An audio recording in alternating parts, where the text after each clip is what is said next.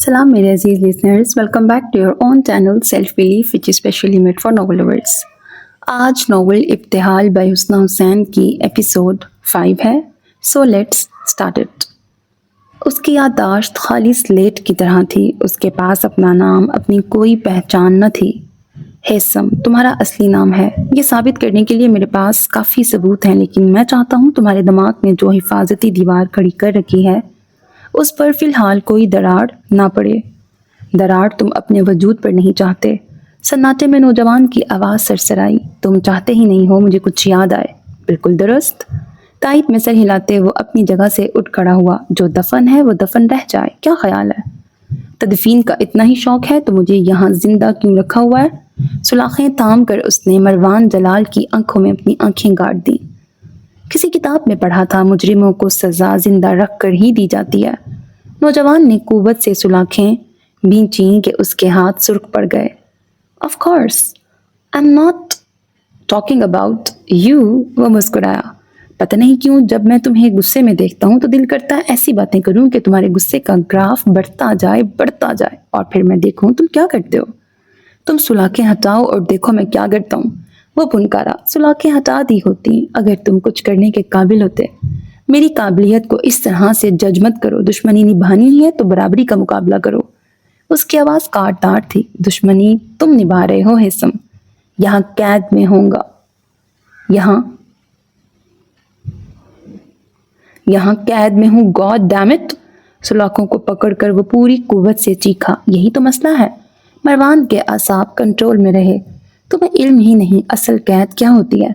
मरवान का जवाब उसके अंदर अंगारे भर गया. अगले ही लम्हे उसने सुलाखों से अपने बाजू घुसा के मरवान की गर्दन पकड़ने की कोशिश की. उसकी गैर मुतवक्का हरकत के मुकाबिल मरवान के रिफ्लेक्सेस ज्यादा तेज थे. एक झटके से अपनी गर्दन उसने पीछे की. आंखों में हैरानी लिए उसने हेसम को देखा. फिर उसका बाजू पकड़ के शदीद झटके से अपनी जानिब खींच के मरोड़ दिया. दर्द की शिद्दत से कराहते हुए हेसम घुटनों के बल जमीन पर आ गिरा. एक हाथ अपनी जेब में रखे दूसरे हाथ से उसका बाजू मरोड़े अब वो पथरीले तासुरात के साथ खड़ा हुआ था. कितनी बार कहा है तमीज से बात किया करो, बड़ा हूं तुमसे. तामुल से बात करते उसकी आवाज़ कहर आलूद हो चुकी थी. भाड़ में जाओ. हेसम का लहजा हनूज सख्त और काटदार रहा. ग्लास वॉल्स के उस पार ये मंजर मुलाहिजा करते अरबाज के होश एकदम से उड़े और वो स्लाइड खोलकर तेजी से उनके पास आ गया. मालिक. क्या है अरबाज? आंखों में बेजारी लिए उसने दांत कचकचाए. मालिक आप उसे छोड़ दें. गलत वक्त पे एंट्री देते हो, गलत बात बोलते हो. मालिक वो इस हालत में नहीं है कि उसे. किस हालत में नहीं है? गर्दन मोड़ के उसने अरबाज को आंखें दिखाईं. He is perfectly fine. और इसमें इतनी ताकत है कि मुझ पे हमला कर सके. मुझ में इतनी ताकत है कि मैं तुम्हारी गर्दन उड़ा सकूं. फूली सांसों के साथ वो गुर्राया. सुन रहे हो क्या कह रहा है? उसने हेसम के बाजू पर दबाव बढ़ा दिया. फर्श की तरफ झुकते हुए वो बेइख्तियार कर रहा. मालिक वो सिर्फ आपको प्रोवोक कर रहा है. तो करने देते हैं ना. मालिक आप ये नहीं कर सकते. आपको याद होना चाहिए डॉक्टर मिकाल ने क्या कहा था. उसने गर्दन झुकाकर पस्त आवाज में सरगोशी की. मरवान की गिरफ्त एकदम से ढीली पड़ी. उसने हेसम का बाजू छोड़ दिया. सुलाखों से दूर हटते हुए हेसम ने सुर्ख पड़ते चेहरे के साथ उसे शदीद नफरत से देखा. तुम क्या कह रहे थे? मेरी गर्दन तोड़ दोगे? ऐसे तोड़ोगे? ना तुम्हारे बाजुओं में ताकत है ना तुम्हारी ग्रिप स्ट्रांग है, ऊपर से ये गुस्सा. इसके साथ क्या उखाड़ लोगे तुम मेरा. मालिक. अरबाज फिर झुका. अब आप इसे प्रोवोक कर रहे हैं. ये तुम्हारी कमेंट्री कब खत्म होगी? मरवान ने उसे झिड़क दिया. Sorry sir. वो माजरत करता 2 कदम पीछे हट गया. गहरा सांस लेके मरवान ने हेसम की आंखों में देखा. कोशिश करो अगली बार मुझे हाथ तो लगा सको. सिर्फ हाथ नहीं लगाऊंगा, तुम्हारी जान निकालूंगा. That's my boy. मरवान की मुस्कुराहट गहरी हुई. धमकियों से हटकर कोई अमली कदम उठाओ. मुझे भी तो इल्म हो कि तुम में कितना दम है. दफा हो जाओ यहाँ से. हेसम के आसाब मुश्तिल हो रहे थे. उसके अंदर एक आग जल रही थी. मरवान का वजूद उसे अपने आसपास कहीं नहीं चाहिए था. और उसी पल वादी हरनाई के नीलगू आसमान पर रुई से बादल आहिस्ता से फैलने लगे. गर्देजी हाउस के लॉन में कोई शाख गिर कर टूटी. खिड़कियों के पट आहिस्ता से हिल गए. सीढ़ियों के पास खड़ी इब्तिहाल शाहजेब ने अपना रुख बदला. रोमी के कैप रिकॉर्डर में उसका चेहरा रिकॉर्ड हो गया. हाला ये देखना जरा. رومی نے کسی چیز کی طرف اشارہ کیا. وہ اپنے پیروں پر گھوما تو اس کا کندھا کسی سٹینڈ سے مس ہوا. حرکت سے کوئی شے ہلی اور سٹینڈ کے نیچے پھنسی کوئی شے نکل کر ابتحال کی طرف دوڑی. گھبرا کر وہ ایک جھٹکے سے مڑی اور اس کا پاؤں کسی اینٹ سے رپٹ گیا. اگلے ہی پل وہ اوندے منہ آگے کو جا گری. حالا رومی سب چھوڑ چھاڑ فوراً سے اس کی طرف بھاگا. ابتحال نے بے اختیار سر اٹھایا. چھوٹی سی وہ شے دیوار سے ٹکرا کر گھومتی ہوئی ساکت ہو چکی تھی. وہ کھلونا گاڑی تھی جس کے پیچھے پہیوں کا بیک سپرنگ میکنزم حرکت میں آیا تھا. اللہ! کوئی شے اس کے بازو میں چبھ گئی. اٹھنے کی جستجو میں فرش پہ بکھرے سامان اور سفید کپڑے سے جھانکتی کسی شے سے ابتحال کا ہاتھ مس ہوا. اگلے ہی لمحے جھماکے سے اس کا ذہن روشن ہوا. عدسوں میں زرکاری بھر گئی. اے دیوار کے آئینے، کون ہے ان سب میں زیادہ طاقتور؟ ہیثم! گردیزی ہاؤس کے در و دیوار نسوانی چیخوں سے گونج اٹھے. ابتحال کے پورے وجود کو ایک جھٹکا لگا. مروان جلال کے عین سامنے کھڑا ہیثم ایک دم سے لڑکھڑا گیا. میز کا سہارا لیتے اس نے بمشکل خود کو گرنے سے بچایا. ہیثم! اس کے سماعتوں میں وہ نام ہتھوڑے کی طرح لگا. گردن میں کسی ہوئی زنجیر کو بے دردی سے کھینچا گیا. روشنی کی طرف بھاگتا اس کا وجود منہ کے بل زمین پہ آ گرا. جھماکے سے شیشہ ٹوٹا. چیخو پکار کی آواز ابھری. شیشے کے ٹکڑے فضا میں بکھرے. خون کی دھار فرش پہ گری. ابتحال شاہزیب نے ایک جھٹکے سے اپنا ہاتھ ہٹا لیا. اگلے ہی پل قصر جلال کا قیدی ہیثم بن تاشفین اپنے قد سمیت فرش پہ آ گرا. اس کی آنکھیں پھٹی ہوئی تھیں. اس کا جسم کانپ رہا تھا. اے دیوار کے آئینے! برقی گرج کی آواز ہال میں جھماکے سے گونجی اور چھپاک سے پانی میں گرنے کا احساس اس کے پورے وجود پر حاوی ہوا. ہیثم کا سانس بند ہونے لگا. فنگر پرنٹ سے لاک کھل گیا. سلاخیں ایک طرف کو سلائیڈ کر گئیں. ہیثم! کوئی اس پر جھکا. حالا! رومی نے ابتحال کو پکڑا. حالا! جھنجھوڑ کر ہلایا. وہ اپنی جگہ پتھر ہوئی بیٹھی تھی. اس کے پورے وجود پر لرزہ طاری تھا. اس کی آنکھوں میں دہشت اتری ہوئی تھی. حالا! رومی نے تیزی سے اس کے دونوں ہاتھ تھامے. اس کے ہاتھ اب ٹھنڈے ہو رہے تھے اور چہرہ سفید پڑ چکا تھا. کیا ہوا تمہیں؟ کیا دیکھا تم نے؟ گردیزی مکان کے در و دیوار پر سالہ سالوں سے ٹھہرے ہوئے باریک جالے ریشہ ریشہ ہو کر فضا میں بکھرنے لگے. مکان کی دھول، مٹی اور گرد نے قدموں کے نشان مٹا دیے. نیم تاریکی کا تاثر گہرا ہونے لگا. فرنیچر اور سامان سرمئی ہو گئے. ابتحال اپنی جگہ ساکت خاموش رہی. اس کے اندر کا جمود پروں کی جنبش سے ٹوٹا. اس نے بے اختیار سیڑھیوں کی طرف دیکھا. اوپری منزل پر لہراتی ہوئی ایک سنہری تتلی نیچے آ کر فضا میں منڈلانے لگی. تتلی پر نگاہ جمائے وہ اپنی جگہ سے اٹھ کھڑی ہوئی. کیا دیکھ رہی ہو تم؟ رومی اپنی جگہ حیران و پریشان کھڑا تھا. شیش! اس نے ہونٹوں پر انگلی رکھ کر رومی کو خاموش کرایا. رومی نے بے اختیار اپنا سر اوپر اٹھایا. فضا ویران اور خاموش تھی. وہاں کچھ بھی نہ تھا مگر ابتحال کے عدسوں میں زرکاری شبیہ ٹھہری تھی. تتلی کے پر سنہری دھار میں سیاہی بھری تھی. وہ اس کے سر پہ منڈلا رہی تھی. پھر وہ رومی کے گرد چکر کاٹنے لگی. حالا! What's going on؟ کیا ہو رہا ہے؟ رومی اس کے تاثرات سے خائف ہوا. ہمیں اب یہاں سے جانا چاہیے. تتلی بس اس کی ٹوپی پر بیٹھنے ہی والی تھی کہ ابتحال نے اس کا بازو پکڑا اور کھینچ کر ڈرائنگ روم کی طرف لے گئی. کیا ہو گیا تمہیں؟ اپنا بازو چھڑا کر رومی نے اسے ناراضگی سے دیکھا. ابھی تو ہم نے فرسٹ فلور بھی جانا تھا. پھر کبھی چلیں گے. ابھی نکلو یہاں سے. اسے سختی سے تنبیہ کرتی وہ کھڑکی کی چوکھٹ پر چڑھ گئی. تم نے پھر سے کچھ دیکھا؟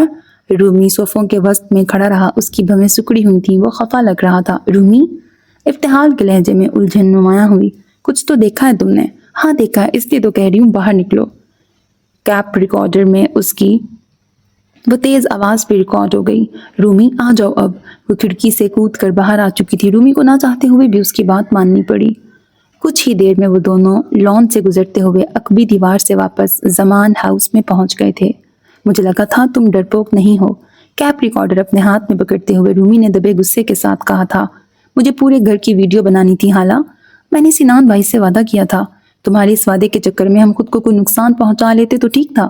ابتحال کا لہجہ سخت ہوا. ہم آلریڈی 3 گھروں کی ویڈیوز بنا چکے ہیں. کبھی کچھ ہوا؟ کیونکہ وہ ہانٹڈ نہیں تھے. یہ گھر ہانٹڈ ہے. ابتحال کے انکشاف پر رومی اپنی جگہ تھم گیا. اس کی آنکھیں حیرت و صدمے سے پھیل گئیں. Did you feel something؟ Bracket तुमने कुछ महसूस किया, राइट? इब्तिहाल खामोश रही। तुम मुझे बता तो सकती हो हाला? रूमी ने उसके कंधे पे हाथ रखा। कुछ नहीं देखा, बस ऐसे अजीब लग रहा था। उसने अपने तासुरात पर काबू पा लिया। अब तुम मुझसे झूठ बोलोगी, नहीं तो? इब्तिहाल ने अपना इस्तराब छुपाने को हर मुमकिन सही की। ऊपरी मंजिल पर शाहजेब के बेडरूम की गैलरी साफ करते शगुफ्ता और शगु को नीचे किसी की मौजूदगी का एहसास हुआ तो देखने की जुस्तजू में उसने रेलिंग में अपनी गर्दन घुसा ली। आह रूमी और हाला, आवारा निकम्मे, पता नहीं की कर रहे होने। कोई एक खूबी भी नहीं है दोनों विच। अपनी बड़ास निकाल कर गर्दन निकालना चाही तो ना निकली, ये क्या? उसे पहले पहल तो कुछ समझ में ही ना आया कि गर्दन क्यों नहीं निकल रही। दोबारा जोर लगाया तो पता चल गया क्यों नहीं निकल रही। रूमी, हाला बचाओ, मेरी गिच्ची फंस गई, बचाओ।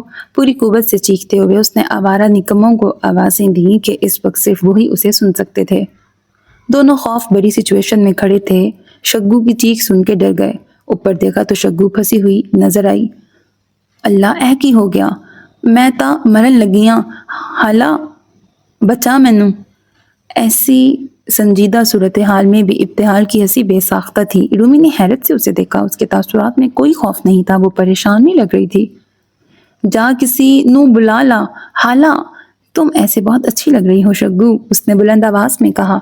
मिराल बाजी, साइमा, सुक्कू। इब्तिहाल से मायूस होकर उसने बाकियों को आवाजें देना शुरू की। कुछ ही देर में मुलाजमों का ग्रुप ऊपर पहुंच गया। ये पागल लड़की हर दिन कहीं ना कहीं फंसा होता है। वॉचमैन दरिया खान अपनी बंदूक कंधे से लगाए गैलरी के नीचे खड़ा था। अंतो कहता है, लोहा ना काटो, इसका गर्दन काट दो। हाय तुसी ता चुप कर जाओ दरिया जी।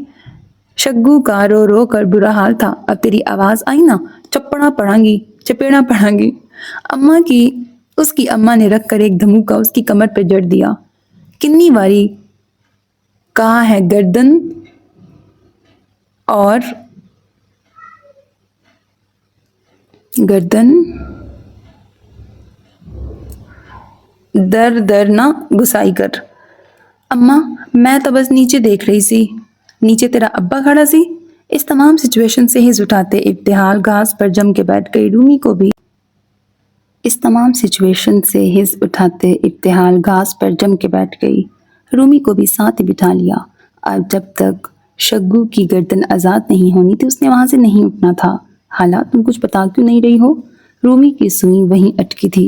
रूमी, मैंने पहले कभी तुमसे कुछ छुपाया है? उसके सवाल करने पर रूमी एकदम से चुप हो गया। वो सर उठाए फिर से रेलिंग को देखने लगी। ऊपर वाली मंजिल की रिकॉर्डिंग क्या हम दोबारा नहीं कर पाएंगे? रूमी उदास हुआ था। हम किसी और जगह को विजिट कर लेंगे। इब्तिहाल ने लम्हों में हल पेश करते उस पर वासिया कर दिया। गर्देजी हाउस में वो दोबारा कभी नहीं जाएंगे। रूमी कुछ देर तक बैठा रहा, फिर जरूरी काम का बहाना करके अपने घर चला गया। उसका मूड ऑफ हो चुका था। वीडियो तवील नहीं थी, उसमें कुछ भी पैरानॉर्मल रिकॉर्ड नहीं हुआ था। मनासिर हैबतनाक जरूर थे, घर के हर कोने से पुरअसरारियत भी झलकी थी, मगर फिर भी जो उसे दरकार था वो उसे नहीं मिल सका था। वो ऊपरी मंजिल से फिर छत तक भी जाना चाहता था। वो उस घर के हर जाविये को रिकॉर्ड करना चाहता था। उसे यकीन था सिनान भैया इस वीडियो को लाजमी पसंद करेंगे। इससे पहले की वीडियोस उन्हें कुछ खास पसंद नहीं आई थीं, सो उन्होंने अपने यूट्यूब पर नहीं डाली थी। क्या हुआ, परेशान क्यों खड़े हो? सबा ने उसे देखा तो पूछे बिना न रह सकी। कुछ नहीं मम्मी। उसने देखा वो हाथों में कुछ बैग्स उठाए सीढ़ियों की तरफ जा रही थी। आप क्या कर रही हैं? मुजफ्फराबाद की तैयारी। वो एक्साइटेड सा होकर उनकी तरफ भागा। हम सच में वलीद भाई की शादी अटेंड करने जा रहे हैं? हाँ, तुम्हारे बाबा ने वक्त निकाल लिया है। रूमी का मूड एकदम से खुशगवार हो गया। कुछ देर के लिए वो वीडियो और गर्देजी हाउस का गम भूल गया और सबा के साथ पैकिंग में मसरूफ हो गया। उसका कैप रिकॉर्डर वहीं मेज पर पड़ा हुआ था। उकब में खिड़कियों के उस पार हरनाई की बुलंदियों में परिंदे उड़ान भरते नजर आ रहे थे।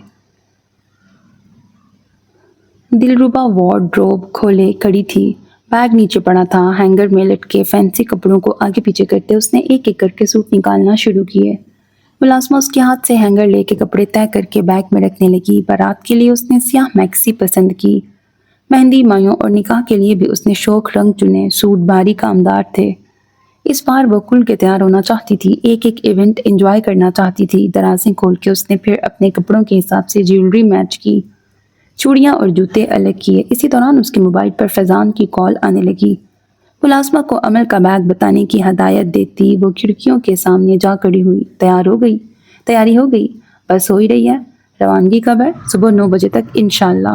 وہ خوش تھی بہت۔ فیضان مسکرایا، اور عمل کیسی ہے؟ ٹھیک ہے، سرسری سا جواب دیتے اس نے بیڈ کی طرف دیکھا۔ ملازمہ عمل کو سیب کی کاش کھلا رہی تھی۔ کافی دنوں سے دیکھا نہیں ہے، اسے تصویر تو بھیجنا۔ ٹھیک ہے، بھیج دوں گی۔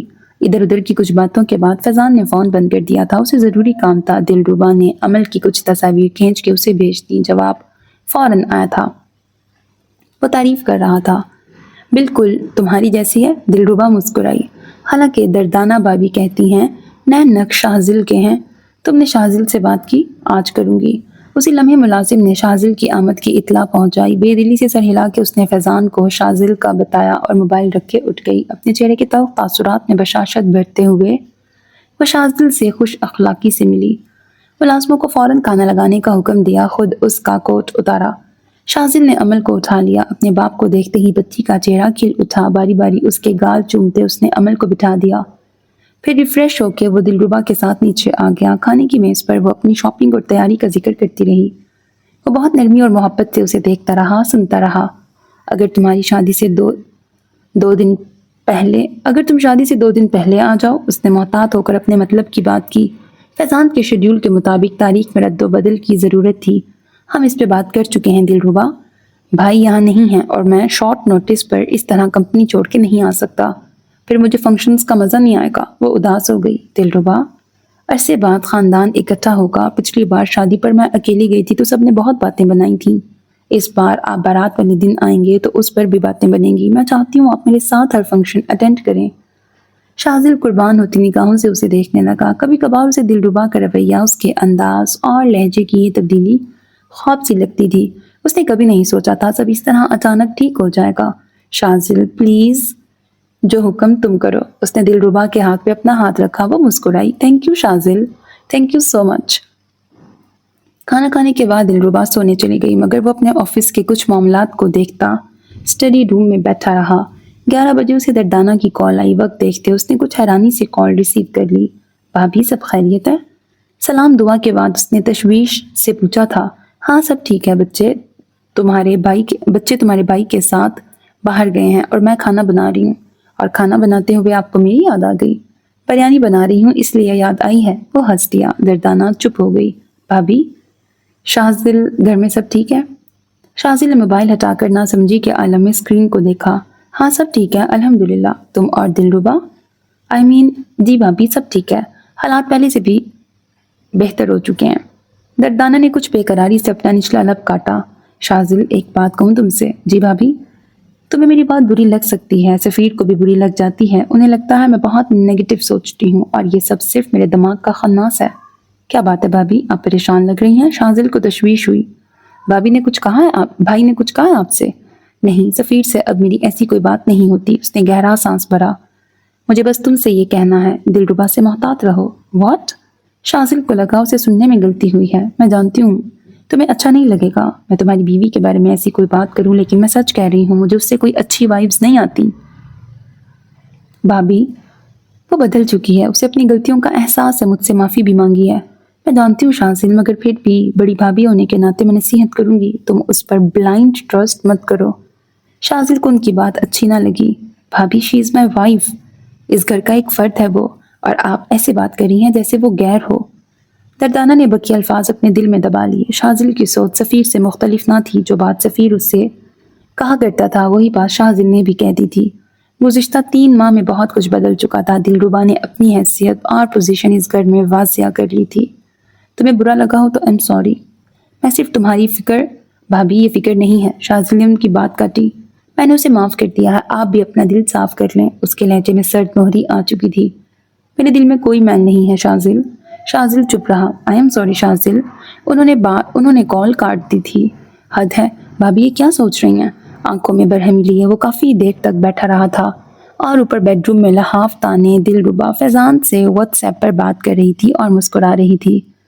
کھڑکیوں کے اس پار رات کی تاریکی گہری ہو کر اس کے دل اور آنکھوں میں آ چکی تھی۔ ملازمین کی بارہا کوششوں کے باوجود جب شگو کی گردن نہ نکلی تو انہوں نے عصمت بیگم سے پوچھ کر ریلنگ ہی کاٹ دی۔ گردن آزاد ہوئی تو شگو کو اپنی ماں سے 2 چپیڑیں اضافی پڑیں۔ بیچاری شام تک سسک سسک کر روتی رہی۔ عصمت بیگم کا خاندان شاپنگ سے واپس آیا تو اس کی ایک بار پھر عدالت میں حاضری لگی۔ غضب خدا کا، ریلنگ میں گردن گھسا کے کون نیچے دیکھتا ہے؟ شگو سر جھکائے سوں سوں کرتی رہی۔ رہنے دے خالہ، انوشے ہنس رہی تھی۔ چھوڑ دیں بیچاری کو، غلطی ہو گئی اس سے۔ شگو نے بڑی ممنون ہوتی نگاہوں سے انوشے کو دیکھا۔ صرف وہی بولی تھی، باقی سب تو مصروف تھے۔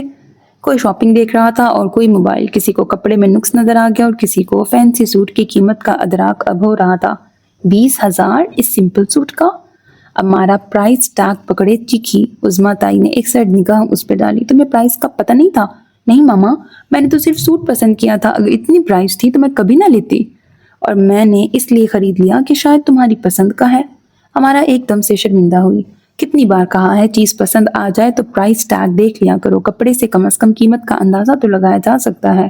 وہ ازحد خفا ہوں۔ سوری مما، ہمارا نظریں جھکا گئی۔ یہ ابتحال کہاں ہے؟ قریب سے گزرتی ملازمہ سے انہوں نے پوچھا۔ ہاتھ میں ایک سوٹ تھا۔ وہ جی پتہ نہیں۔ اچھا یہ سوٹ میرال کو دے دو، بولنا ابتحال کے لیے ہے۔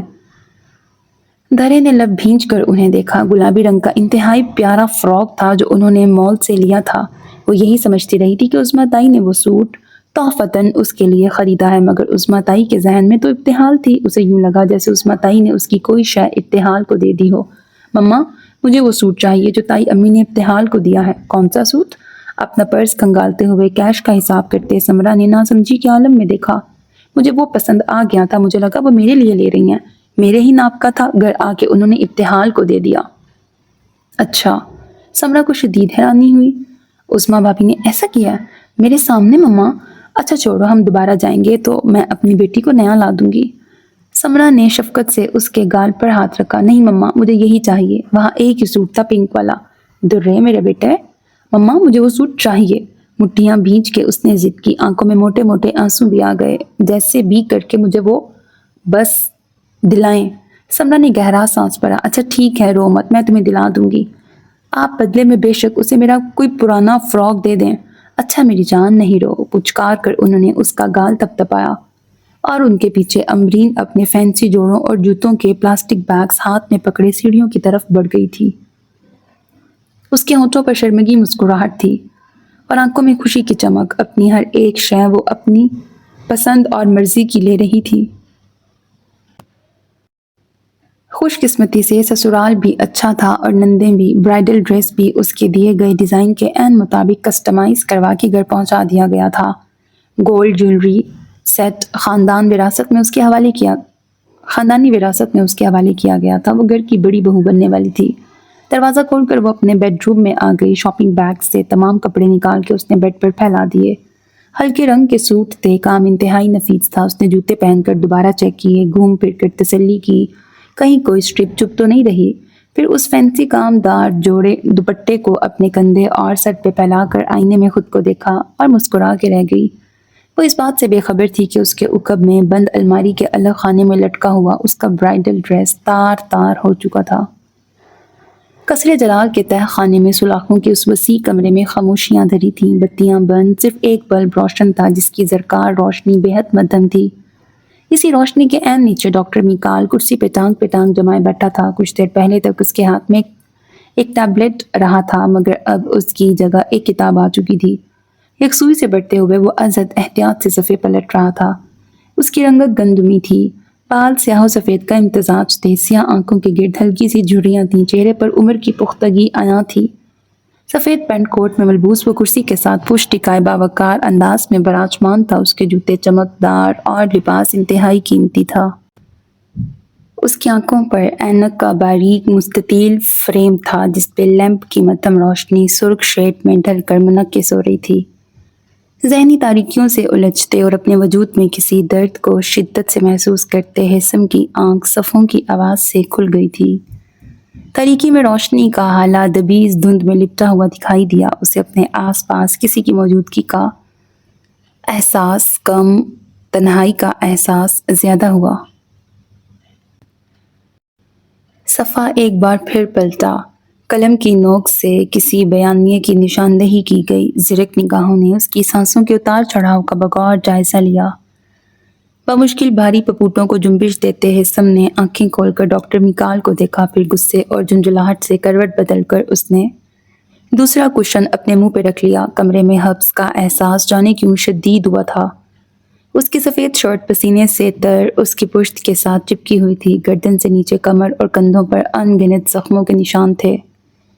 ڈاکٹر میکال کی نگاہیں واپس کتاب پر جم گئیں۔ جو بیدار ہو جائیں انہیں سونے کی ایکٹنگ نہیں کرنی چاہیے۔ جنہیں اگنور کیا جا رہا ہو انہیں کمرے سے نکل جانا چاہیے۔ ڈاکٹر میکال کی حرکت ایک پل کے لیے تھمی۔ اس نے نظر اٹھا کے اپنے مریض کو دیکھا۔ ایک مبہم سی مسکراہٹ اس کے لبوں کو چھو گئی۔ اس نے ایک جملے پر نشان لگایا، ایک نام پر دائرہ بنایا اور صفحے کا نمبر لکیروں سے مٹا دیا۔ دیوار پر نصب ہائی فائی سیکیورٹی کیمرے کا فوکس اس کے وجود پر تھا۔ میری کتاب بس ختم ہونے ہی والی ہے۔ ڈاکٹر میکال کی آواز میں ایک ٹھہراؤ تھا۔ اس کے ہاتھ میں ڈیوڈ ایپسٹائن نامی صحافی کی سپورٹس جین نامی ایک کتاب تھی۔ یہ کتاب پچھلی بار بھی اس کے ہاتھ میں تھی، تب وہ شروعات پر تھا۔ آج اس نے اختتام کر لیا تھا۔ ہیثم نے کشن اپنے چہرے سے ہٹا دیا۔ اسے شدت سے پیاس کا احساس ہوا، حلق میں جیسے کچھ اٹک رہا تھا۔ وہ اٹھ کر بیٹھ گیا۔ اس نے سائڈ ٹیبل سے پانی کا گلاس اٹھایا اور اسے گٹا گٹ چڑھا گیا۔ ڈاکٹر میکال نے بغور اس کا حلیہ، اس کا چہرہ دیکھا۔ اس کی رنگت میں زردی گھلی تھی، چہرے، گردن اور پیشانی پر پسینہ چمک رہا تھا، بے ترتیب بال ماتھے پر چپکے ہوئے تھے۔ اس نے ایک بار پھر اپنی کلائیوں کو دیکھا۔ تم سوتے ہوئے اپنی کلائیوں کو گھماتے رہے۔ ڈاکٹر میکال کے انکشاف پر اس نے انہیں سرد نگاہوں سے دیکھا۔ اور آپ یہاں بیٹھے دیکھتے رہے؟ ظاہر ہے انجیکشن لگایا تھا، اثر ختم ہونے تک تو رکنا ہی تھا۔ وہ لب بھینچ کے رہ گیا۔ کیا ہوا تھا؟ اس کے تاثرات ہنوز سپاٹ اور لہجہ سنجیدہ رہا۔ کچھ نہیں پر کوئی انسان ایسا رد عمل نہیں دیتا۔ کیسا تھا میرا رد عمل؟ اس کی آنکھوں میں غصہ اور لہجے میں چڑچڑاپن تھا۔ اسکرین کے اس پار اس تمام گفتگو کو ملاحظہ کرتے مروان نے صوفے کے ساتھ اپنی پشت ٹکا لی۔ پرسوچ نگاہیں اب ہیثم کے چہرے پر جمی ہوئی تھیں۔ ڈاکٹر میکال نے ٹیپ پر ویڈیو پلے کر کے اس کے سامنے رکھ دی۔ اس نے خود کو فرش پر گرتے اور پھر بے طرح سے چیختے دیکھا۔ اس کی آواز میں درد کی شدت تھی، وہ تڑپ رہا تھا۔ اسے تکلیف کا احساس ایک بار پھر محسوس ہونے لگا۔ اس نے ٹیب اٹھا کر پوری قوت سے دیوار پر دے مارا۔ اسکرین ٹوٹ گئی۔ اسکریچز کا جال بکھر گیا، مگر ویڈیو بند نہ ہوئی۔ وہ آواز پھر بھی گونجتی رہی۔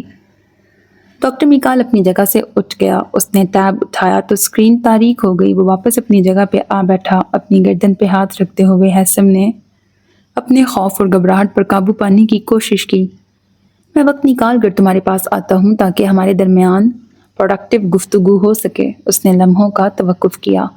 آپ ہمیشہ تبھی آتے ہیں جب مروان آپ کو بلاتا ہے۔ ڈاکٹر میکال نے گہری پرسوچ نگاہوں سے ایک بار پھر اس کا مشاہدہ کیا۔ بریک ڈاؤن سے پہلے کیا ہوا تھا؟ اس نے سوال مختصر اور سادہ رکھا۔ مروان آیا تھا۔ پر اصرار خاموشی کا حصہ بنا وہ کچھ لمحوں تک اسے دیکھتا رہا۔ تم کس چیز سے ٹریگر ہوئے تھے؟ ہیثم نے لحاف پر اپنی مٹھیاں سختی سے بھینچیں۔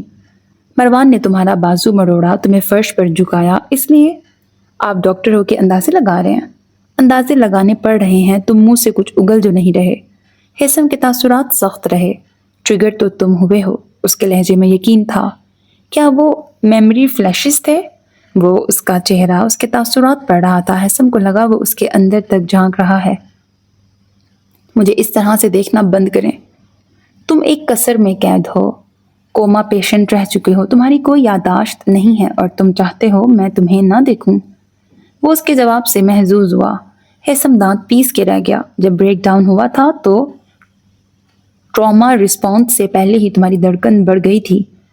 اس تمام عرصے میں پہلی بار ہیثم نے ڈاکٹر میکال کو سنجیدگی سے دیکھا۔ کیا مطلب؟ وہ اپنے اندر کی گتھیوں کو خود بھی سلجھانے کی کوشش کر رہا تھا۔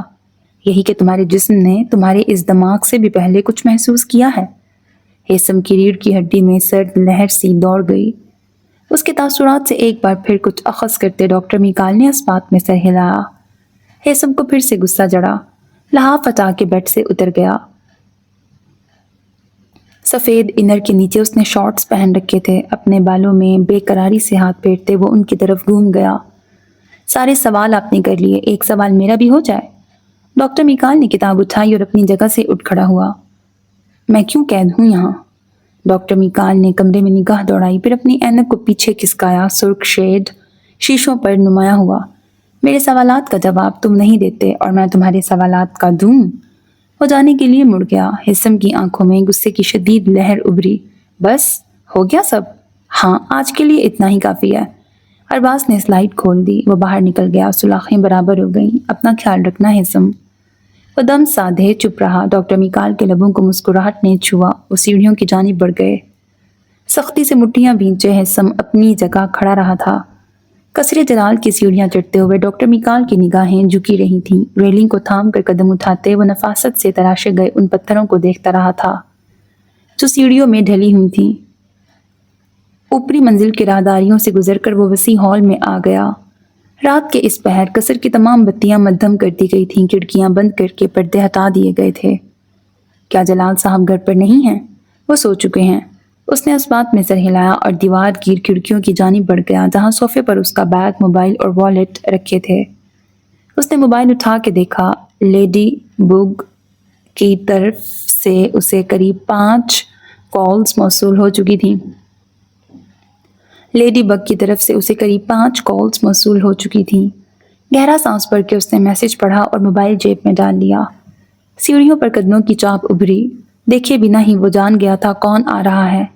وہ اس کے قدموں کی ردھم کو بہت اچھے سے پہچانتا تھا۔ کلائی پر گھڑی چڑھاتے ہوئے اس نے رخ بدلا۔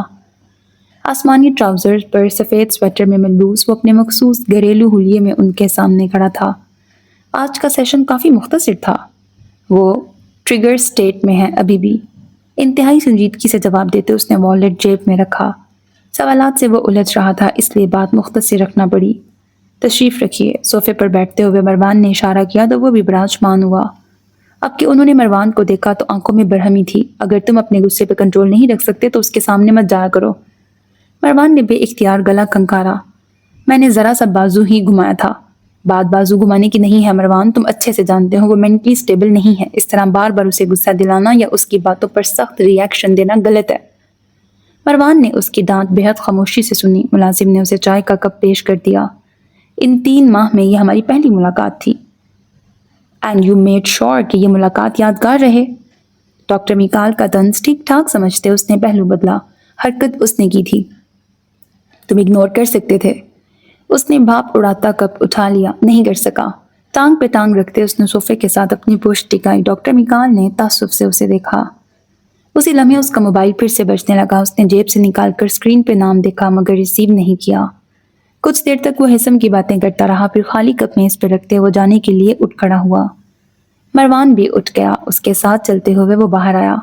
گاڑی گیٹ پر ان کے منتظر کھڑی تھی۔ اگلی بار ڈاکٹر ماریا کو ساتھ لائیے گا۔ وہ نہیں آ سکے گی۔ کیوں؟ اس نے دارا جوائن کر لیا ہے۔ مروان اپنی جگہ تھم کے رہ گیا۔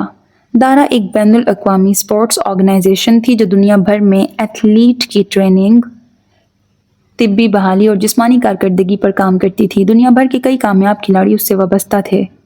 اس کے ایتھلیٹس ہمیشہ اعلیٰ پرفارمنس اور ریکارڈ توڑ اسپانسرشپ کے لیے جانے جاتے تھے۔ چند سال پہلے تک وان بھی ان کھلاڑیوں کو اسپانسر کرتی رہی تھی۔ کب سے؟ 1 ماہ ہو گیا۔ مروان کچھ بول نہیں سکا۔ دارا نے خود اپروچ کیا ہے اسے، تم تو جانتے ہو کتنی قابل ڈاکٹر ہے وہ۔ ارباز نے ان کے لیے دروازہ کھول دیا۔ آپ کو اس کا فیصلہ درست لگا؟ ہاں، ویسے بھی جو ریسرچ کے مواقع دارا اسے دے سکتا ہے وہ اسے کہیں اور نہیں مل سکتے۔ مروان خاموش رہا۔ اس کے تاثرات ایک دم سے سنجیدہ ہو چکے تھے۔ کچن کا کام سمیٹ کر میرال باہر آئی تو عصمت بیگم کا بلاوا آ گیا۔ وہ اسے پیر دبانے کو اپنے کمرے میں بلا رہی تھی۔ صبح سے اس کا دل بے قرار تھا، جانے کیوں اس پل بھی گھبراہٹ سی طاری ہو گئی۔ اسے ابتحال کا خیال آیا۔ جانے وہ کہاں ہوگی، کمرے میں یا شاید لان میں ہوگی، پتہ نہیں اس نے کھانا کھایا ہے یا نہیں۔ عجیب سوچوں میں گھری وہ راہداری میں آ گئی۔ اس نے کمرے کا دروازہ کھولا تو اندر مدھم سی روشنی تھی۔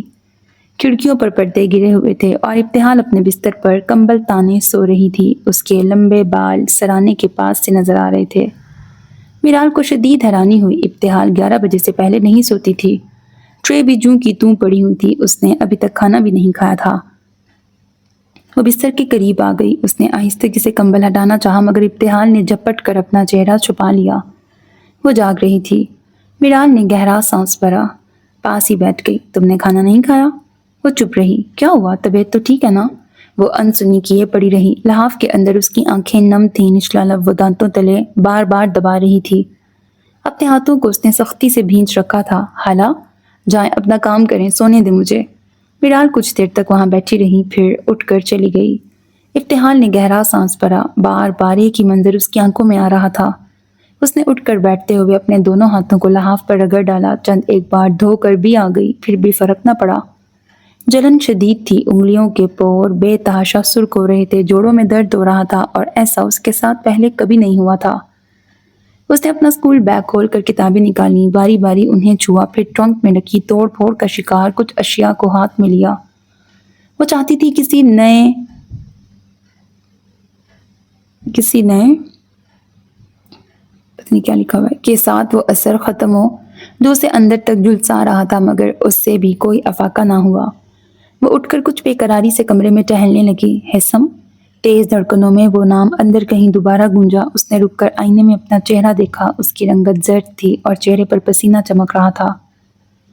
اس نے چونک کر اپنی پیشانی کو پھر گردن کو چھوا، اسے بخار ہو رہا تھا۔ وہ وحشت زدہ سے بستر پہ بیٹھ گئی۔ اسے اچانک یاد آیا، ایسا کوئی نام اس نے اپنے اسکول کی لائبریری میں کسی کتاب پہ پڑھا تھا، وہ لفظ بھی حسم ہی تھا۔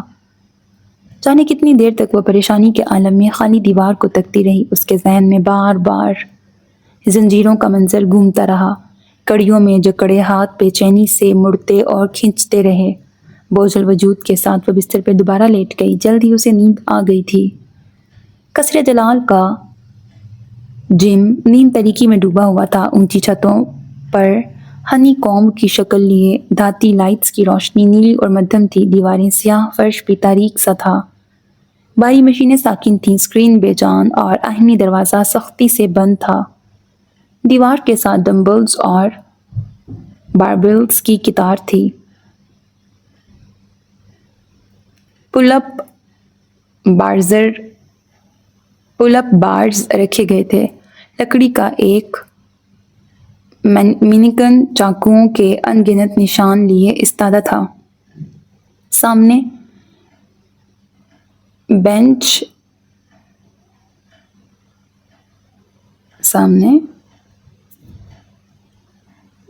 پریس مشین پر سارنگ بیٹھا تھا، مخصوص خاکی نوٹ بک ہاتھ میں لیے۔ اس کے پیچھے بٹلر ارباز سیاہ سوٹ میں ہاتھ میں ٹرے لیے منتظر کھڑا تھا۔ دونوں کی نگاہیں مروان پر جمی تھیں۔ مروان جلال سیاہ ٹراؤزر میں ملبوس، پنچنگ بیگ کے سامنے اپنے قدموں کو مخصوص پوزیشن میں رکھے مٹھیوں کو اوپر اٹھائے مکے برسا رہا تھا۔ زنجیروں سے بندھا ہوا بیگ ہر چوٹ پر ادھر ادھر جھول رہا تھا۔ اس کے ہر مکے میں پہلے سے زیادہ طاقت، پہلے سے زیادہ شدت آ رہی تھی۔ فولادی گردن کے پٹھے کھچے ہوئے، کثرتی بازوؤں کی رگیں ابھری ہوئی تھیں اور وجود پر پسینہ چمک رہا تھا۔ دارا، اس کی ڈیجیٹل واچ کے نمبرز ہر گزرتے لمحے بدل رہے تھے۔ سانسوں کا ردھم بے ترتیب لہروں میں ڈھل چکا تھا۔ بلڈ پریشر کی لکیر معمول سے کہیں اوپر تھی اور دھڑکن انتہائی شدید ہو چکی تھی۔ خون کی گردش کے ساتھ کچھ اور بھی تھا جو اوپر نیچے اس کی رگوں میں دوڑ رہا تھا۔ دارا نے خود اپروچ کیا ہے اسے۔ کلائی کی ابری ہوئی رگوں پر چسپاں وہ مشین وائبریٹ کرنے لگی، مگر وہ تمام خطرات اور انتباہ سے بے پرواہ مکے برساتا رہا۔ اس کے اندر کی آگ کسی طور کم نہ ہوئی، جذبات کا تلاطم دل کو جکڑے رہا۔ فولادی کندھے ہنوز بھاری رہے۔ مالک بس کیجیے۔ آواز ارباز کی تھی مگر وہ نہیں رکا۔ شیشوں کی ایک دیوار بن رہی تھی، ٹوٹ رہی تھی۔ ٹھنڈے فرش پر اب پانی اکٹھا ہو رہا تھا۔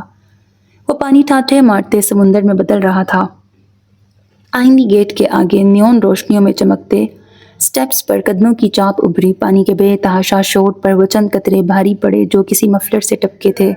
ایک پل کے لیے اس کا سانس رکا، دھڑکن تھمی۔ ایک پل کے لیے اس کا ہاتھ بھی رکا اور قدم بھی۔ دوسرے ہی پل اس نے گھوم کر پوری قوت سے پاؤں کی ضرب پنچنگ بیگ پر دے ماری۔ بھاری آواز کے ساتھ بیگ اوپر کو اچھل کر گھوم گیا۔ زنجیر تناؤ میں آ گئی۔ واہ! سارنگ کے لب توصیفی انداز میں گول ہوئے، بھویں اوپر کو اٹھ گئیں۔ بھاری سانسوں کے ساتھ اس نے اپنے باکسنگ گلوز اتار پھینکے۔ ارباز فوراً آگے آ گیا۔ اس نے ٹرے سے ٹھنڈے پانی کی بوتل اٹھائی اور ساری کی ساری اپنے سر اور کندھوں پر انڈیل دی. پھر اس نے سارنگ کو اشارہ کیا. ملکہ ایلی نور کی کہانی افسانوی ہے مالک. کہانی تو پھر کہانی ہے، چاہے افسانوی ہو یا حقیقی. تولیے سے اپنا چہرہ، گردن اور کندھے خشک کرتے اس نے سر اٹھایا. اس کا تنفس ابھی بھی بھاری تھا. کہتے ہیں ایلی نو بادشاہ ہنری دوئم کی بیوی تھی. ہنری دوئم کا افیئر فیر روزمنڈ کلیفورڈ کے ساتھ چل رہا تھا، جسے اس نے دنیا سے چھپا کے ایک دور دراز محل میں رکھا ہوا تھا. اب اس محل کے آس پاس بہت سارے باغ تھے، باغ کے علاوہ مشکل راستے اور بھول بھلیاں. وہ ایک لمحے کو رکا، بلکہ ایلی نور نے دھاگے کی مدد سے بھول بھلیوں کا مشکل ترین راستہ طے کیا اور روزمنڈ کے پاس پہنچ گئی. اسے ایک خنجر اور زہر کا پیالہ دے کے بولی، ان میں سے ایک کو چن لو. اور روزمنڈ نے زہر کا پیالہ چن لیا. کہانی کا اختتام کر کے سارنگ چپ ہو گیا. بس؟ مروان نے سوالیہ ابرو اٹھائے. پینٹنگ ملکہ کی ہے تو کہانی یہیں ختم؟ تمہیں کیا لگتا ہے کوئی مجھے یہ کہانی سنانے کے لیے ایلی نور کا پورٹریٹ بھیجے گا؟ اس کے لہجے میں سختی در آئی. سارنگ بے اختیار شرمندہ ہوا. اور تو کچھ خاص نہیں ملا سوائے پینٹنگ، آرٹسٹ کا نام اور ڈیٹ. اب اگر ہم 1858 کو کسی جگہ کا پاسورڈ سمجھ لیں تو الگ بات ہے. مروان چند لمحوں تک اسے دیکھتا رہا. سخت مایوس کیا ہے تم نے مجھے. اگر آپ یہ جاننا چاہتے ہیں کہ 1958 میں برٹن میں اور کیا کیا ہوا تھا تو حکم کیجئے. اس نے بتیسی دکھائی. مروان نے سوالیہ ابرو اٹھائی. لسٹ لمبی ہے، واقعات عجیب و غریب، سمجھ سے باہر. اب چونکہ ملکہ نے زہر کا پیالہ پکڑا ہے تو میں نے بھی زہر کو ہی ڈھونڈا ہے. اس نے لمحے کا توقف کیا. بریڈفورڈ سویٹ پوائزننگ کیس 1958 کا مشہور واقعہ ہے. ایک کینڈی میکر فیکٹری نے پیپرمنٹ سویٹ بناتے ہوئے جپسم پاؤڈر کی جگہ غلطی سے آرسینک آکسائڈ ڈال دیا تھا. اس سے 20 کے قریب لوگ مارے گئے تھے. سویل ملک اسکینڈل بھی اسی سال کا ہے. ہزاروں بچے جان کی بازی ہارے. سارنگ بول رہا تھا. وہ چیدہ چیدہ واقعات کی نشاندہی کر رہا تھا. مروان کی نگاہیں بھٹکتی ہوئی اوپر ہنی کوم لائٹنگ پر جا ٹھہری. نسوانی وجود جھک کر بغور اسے دیکھنے لگا. سارنگ کی آواز جانے کی مدھم ہونے لگی. اس کے آس پاس اندھیرے بڑھنے لگے. سارنگ نے دریائے تیمز کی آلودگی سے لے کر نیپولین III پر قاتلانہ حملے، بڑے صغیر کی تاریخ میں بغاوت کے خون ریز واقعات بھی سنا دیے. وہ ڈارون نے بھی اپنی ارتقائی تھیوری اسی سال پیش کی تھی. بندروں والی؟ اس نے دانت دکھائے. معذرت چاہوں گا مالک. ارباز نے گلا کھنگھارا. جس نے پورٹریٹ بھیجا ہے اس نے برٹن کی ہسٹری کھنگالنے کے لیے تو ہرگز نہیں بھیجا ہوگا. تم چاہتے ہو ہم سن 1858 پر نہیں صرف پورٹریٹ پر فوکس کریں؟ سارنگ نے سوال اٹھایا. پھر تصویر تو واضح ہے. زہر، چاقو اور ملکہ. سرخ دھاگا. مروان اپنی جگہ سے اٹھا. میز، بھول بھلیاں. اس نے تولیہ اچھالا. سرخ گلاب. اس نے ہاتھوں سے بال اوپر کیے، پھر سارنگ کے ہاتھوں سے ڈائری لے کے اس کے سر پہ بجائی. یہ زیادتی ہے مالک. اس نے فوراً احتجاج کیا. جو چوکا اس نے پہنا ہے اس پر سمبلز ہیں. کیا تم نے ایک لمحے کے لیے بھی غور کیا اس پر سمبلز کیوں ہیں؟ نہیں مالک.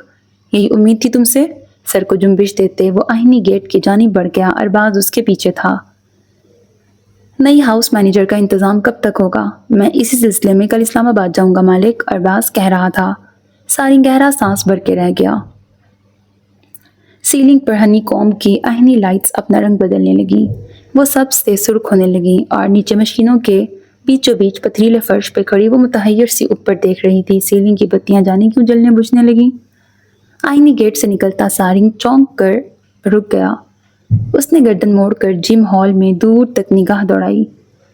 پنچنگ بیگ ساکت، مینیکن ساکن، شور محض خاموشی کا جو اسے سماعتوں میں بجتی محسوس ہوئی. سر جھٹک کر اس نے دروازہ بند کر دیا. آپ کا دشمن آپ کو بہت اچھے سے جانتا ہے مالک. سیڑھیاں چڑھتے مروان جلال نے ارباز کی آواز سنی. راہداری کے آغاز پہ کھڑے ملازم سے اس نے اپنا پل اوور لے کے پہنا. پھر وہ آگے بڑھا تو اس کی چال متوازن تھی. اس کے کندھے سیدھے، فولادی گردن اٹھی ہوئی تھی. دشمن؟ اس کی آنکھیں کسی نقطے پر جم گئیں. اطراف میں بڑھتا ہوا اندھیرا روشنیوں سے الجھنے لگا. اس کے ننگے پیروں تلے سرخ دھاگوں کا ابھرتا ہوا جال دور دور تک پھیلنے لگا. उसके उकब में राहदारी का दरवाज़ा बंद हो चुका था। कॉलेज से वापस आते ही सारा ने किरण से अपने पार्सल के बारे में पूछा। 2 दिन गुजर चुके थे, पार्सल ताहाल मौसूल नहीं हुआ था। इस ताख़ीर पर वो असहद बेचैन हुई थी। उसकी दोस्तें बार बार फ़ोन करके गिफ्ट का पूछ रही थी। इंस्टाग्राम, ऑनलाइन फ्रेंड्स और फॉलोअर्स के मैसेजेस आ रहे थे। सब जानना चाहते थे ताशा जे ने उसे क्या तोहफा दिया था। बेदिली से सीढ़ियाँ चढ़ती वो अपने कमरे में बंद हो गई। उसने अपना बैग बेड पे फेंक दिया। हल्के गुलाबी रंग थीम में सजा पुर आराइश कमरा उसे यकायक बेरंग लगने लगा। खिड़कियों की रोशनी आंखों में चुभने लगी। उसने पर्दे फैला दिए और मोबाइल उठा लिया। एक बार फिर मैसेज करके उसने पार्सल की तस्दीक चाही। ताशा जे की टीम एक्टिव थी। जवाब फौरन से मिल गया था, मगर इस जवाब में गिफ्ट मौसूल होने की कोई तारीख नहीं बताई गई थी। कपड़े बदलकर वो नीचे आ गई। खाना उसने बेदिली से और बेहद खामोशी से खाया था। किरण के सवालात का जवाब भी वो बस हूँ हाँ में देती रही। दोपहर में उसकी खाला और कज़न आ गए। उनके साथ बैठकर भी वो बार बार मोबाइल देखती रही। इंतज़ार में इधर उधर घूमती रही।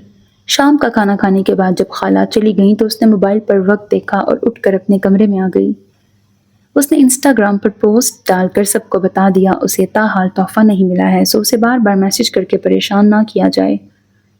ज़रकार लैंप ऑन किए वो अपने राइटिंग टेबल पर बैठ गई। उसे खाली सफ़ात पर कलम घसीटते अभी कुछ ही देर हुई थी कि मुलाजमा ने पार्सल मौसूल होने की इत्तला पहुंचाई। क्या सच में? कुर्सी धकेल कर वो एक झटके से उठ खड़ी हुई और तकरीबन भागती हुई नीचे आ गई। मम्मी, पार्सल आ गया। किरण फ़ोन पर किसी से बात कर रही थी। उसने महज सर हिला दिया। बैरूनी दरवाज़ा खुला हुआ था। वो मुलाजिम पार्सल बॉक्स उठाए अंदर दाखिल हुए थे। 2 मुलाजिम पार्सल बॉक्स उठाए अंदर दाखिल हुए थे। बॉक्स का हुजम देखकर अपनी जगह वो हैरान रह गई थी। उसका ख्याल था बकिया राइटर्स की तरह तोहफा शायद कोई किताब हो, मगर बॉक्स का हुजम बता रहा था अगर तोहफा किताब है तो बॉक्स में किताबें हैं। इसे मेरे कमरे में ले जाओ। मुलाजिमों ने कुछ ही देर में बॉक्स उसके कमरे में पहुंचा दिया। उसने हाथ बढ़ाकर कमरे की तमाम बत्तियां रोशन कर दी। कमरे के वस्त में गुलाबी कालीन के गोल टुकड़े पर बॉक्स रख दिया गया था। उसने अपना मोबाइल रिकॉर्डिंग पोजीशन में एडजस्ट कर दिया ताकि बाद में वो अनबॉक्सिंग वीडियो इंस्टाग्राम पर पोस्ट कर सके। उसने सफ़ेद टेप्स खींच के उतारी और खाकी बॉक्स को किनारों से काट दिया। गत्ते कटते ही नीचे गिर गए और उसका तोहफा आया हो गया। वो अपनी जगह दंग रह गई। क्या कोई लिखारी अपने कारी को ऐसा नायाब और कीमती तोहफा भी दे सकता है? उसे अपनी आंखों पर यकीन नहीं आया था। उसका तोहफा एक 3 मंजिला मिनी एचर्ड डॉल हाउस था जिसके अतराफ में लॉन का सब्ज किता था। दरख्त थे और फवारे भी, लंबी घास थी और खाली गमले भी।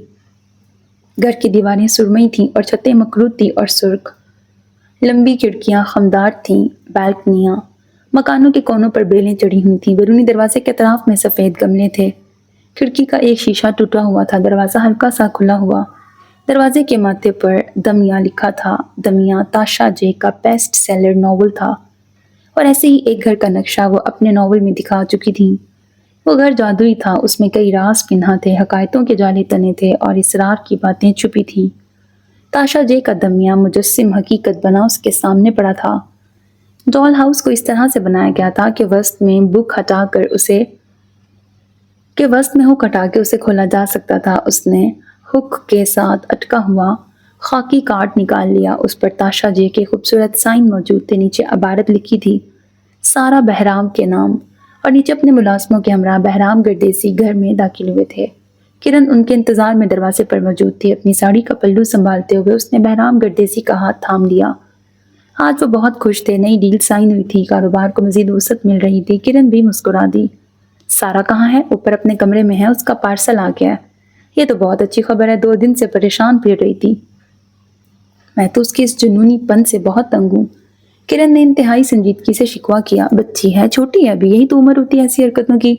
बच्ची? अभी भी आप उसे बच्ची समझ रहे हैं? 18 साल की है वो, और किताबों के लिए, किरदारों के लिए उसकी दीवानगी हद से ज्यादा है।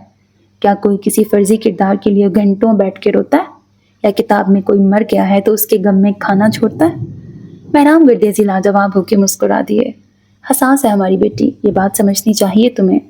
उसकी हसासियत उन लोगों के लिए है जिनका वजूद ही नहीं है। भाई, हम भी अपनी जवानी में डाइजेस्ट, रिसाले, कहानियाँ पढ़ा करते थे। हमें भी कहानियों के किरदार फर्जी नहीं हकीकी लगते थे। हमें भी उनसे मोहब्बत होती थी। वो भी एक दौर था, गुजर गया। یہ بھی ایک دور ہے، گزر جائے گا۔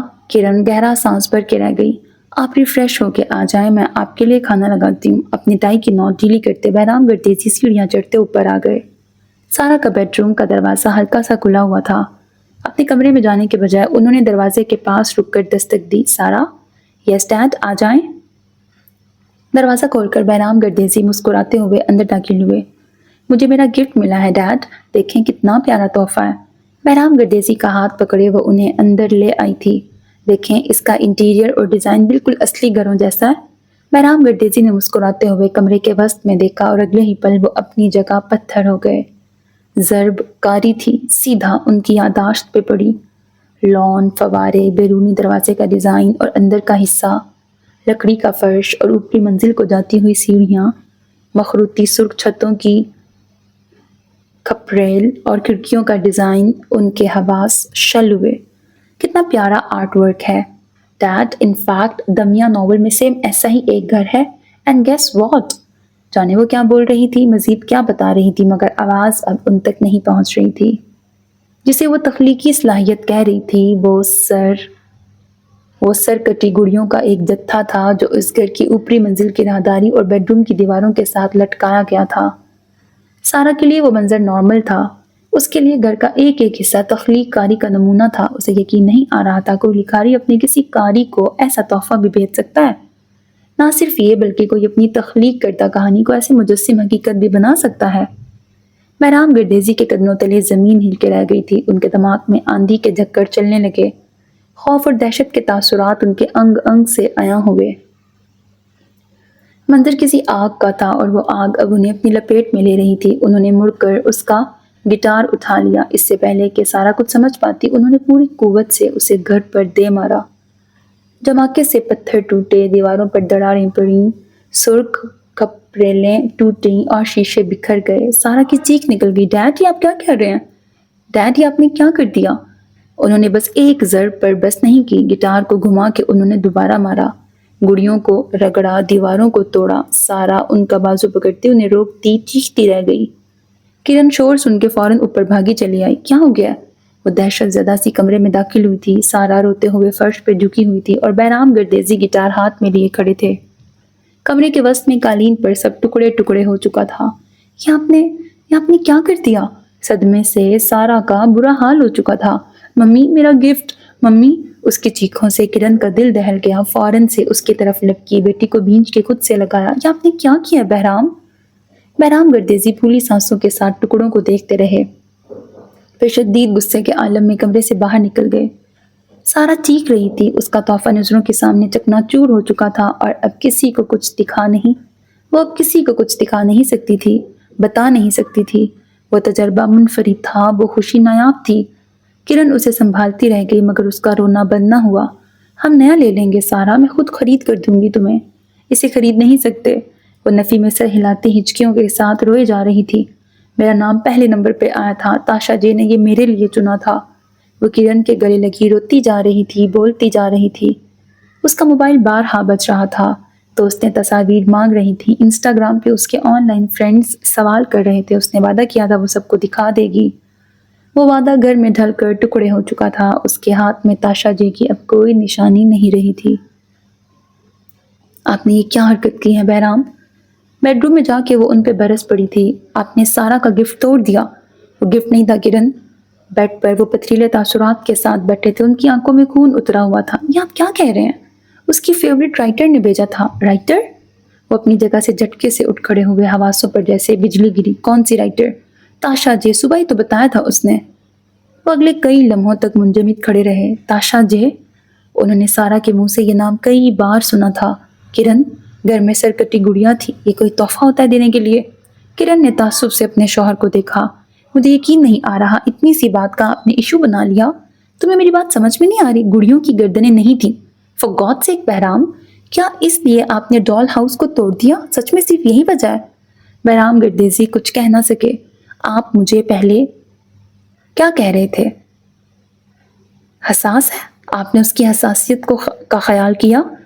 وہ اتنا تو رو رہی ہے، میں اب اسے کیسے چپ کرواؤں؟ کرن غصے میں کمرے سے نکل گئی۔ بہرام گردیزی مٹھیاں بیچے اپنی جگہ کھڑے رہ گئے تھے۔ زرکا اکیڈمی کا وہ خاص انٹرویو روم تھا جس کے باہر وہ ویٹنگ ایریا میں بیٹھی اپنی باری کا انتظار کر رہی تھی۔ آسمانی فلورل ڈریس پر وہ سفید رنگ کے سویٹر میں ملبوس تھی جس کی لمبی تنگ آستینوں نے ہتھیلیاں چھپا رکھی تھیں۔ سفید مفلر اس نے اپنے گلے میں ڈال رکھا تھا۔ لمبے سیاہ بال کیچر میں جکڑ رکھے تھے، کچھ لٹیں اس کے چہرے پہ بکھری تھیں۔ اس کی بڑی بڑی سبزی مائی گہری سندلی آنکھوں میں ہلکی سی نمی ٹہری تھی، گھنیری پلکیں مڑی ہوئی، قدرتی رنگ لیے ہونٹ خشک تھے، کانوں میں نیلے موتیوں کی بالیاں، گلے میں نکرئی چین تھی، دونوں ہاتھ باہم پہ وسط کیے وہ سامنے دیکھ رہی تھی۔ اس کا چہرہ مصنوعی تزئین و آرائش سے مکمل عاری تھا۔ راہداری میں سناٹا تھا، کوئی آمد و رفت نہ تھی۔ سفید دیواروں پر خاموشیاں تھمی تھیں، نیلگوں ٹائلز پر وحشتیں دھری تھیں۔ اس کے اندر کہیں وقت کا شور تھا، تاریخوں کا سیلاب تھا، ثانیوں کی بوچھاڑ تھی، تصاویر کا ایک فریم تھا اور نمبرز کی بھرمار تھی۔ زرکا کرسٹ اکیڈمی کی تمام دیواریں مناظر میں ڈھل رہی تھیں، وہ سفید سے سیاہ ہو رہی تھیں۔ مستقبل کے ڈاکٹر آئلہ حدید، نیورو سرجن، یہاں پہ نیرو ہی لکھا ہوا، نیورو سرجن، وائٹ بورڈ پر دماغ کا خاکہ بنتا جا رہا تھا۔ اس کا قلم خالی صفحات پر تیزی سے چل رہا تھا۔ وہ سب سن رہی تھی، لکھ رہی تھی، دہرا رہی تھی۔ لیکچر ہال میں وہ واحد لڑکی تھی جو بار بار اپنا ہاتھ اٹھا رہی تھی، سوال کر رہی تھی، جواب بنا رہی تھی۔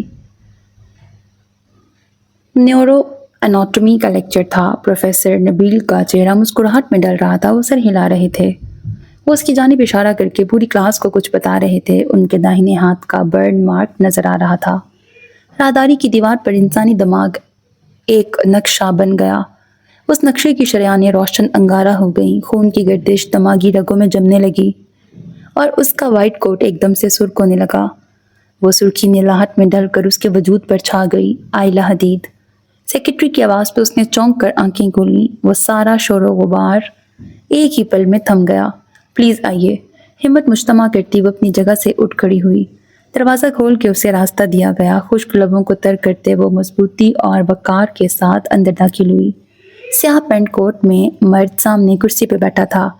اس کے عقب میں شیشے کی دیوار تھی جس سے اسلام آباد کی روشنیاں نظر آ رہی تھیں۔ چند ایک انڈور پلانٹس کے سوا وہاں اور کچھ نہیں رکھا تھا۔ بیٹھیے۔ ارباز نے بغور اس کا جائزہ لیتے ہاتھ سے اشارہ کیا۔ وہ اس کے سامنے کرسی پر براجمان ہو گئی۔ اس کی فائل کھولے اب وہ انتہائی سنجیدگی سے نگاہ دوڑا رہا تھا۔ آئلہ کی نگاہیں اس کے چہرے پر جمی تھیں۔ سیاہ تاریک آنکھوں میں کئی راز پنہا تھے۔ تراشیدہ داڑھی تھی، بال پیچھے کو جمے ہوئے تھے، بیٹھنے کا انداز سپاہیوں جیسا۔ آئلہ کی نگاہیں آفس روم میں چاروں اور گھومی، فائل کے صفحے الٹاتے، سرسری سا جائزہ لیتے ارباز نے سر اٹھایا تو آئلہ حدید کی گرفت اپنے کروشیے بیگ کے سٹرپ پر مضبوط ہو گئی۔ اس کی انگلیوں کی جنبش سے لے کر پلکوں کی لرزاہٹ تک سے بے آرامی اور خوف واضح تھا۔ Very impressive. فائل بند کر کے وہ ٹانگ پہ ٹانگ جمائے اس کی طرف متوجہ ہوا۔ زرکا کرسٹ اکیڈمی کے ایولیوشن ریکارڈز کے مطابق اس نے ایک لمحے کا توقف لیا۔ آپ نے سائیکولوجیکل انڈورنس ٹیسٹ میں ہائی سکور لیا ہے۔ کمر سیدھے رکھے، سر اٹھائے وہ چپ رہی۔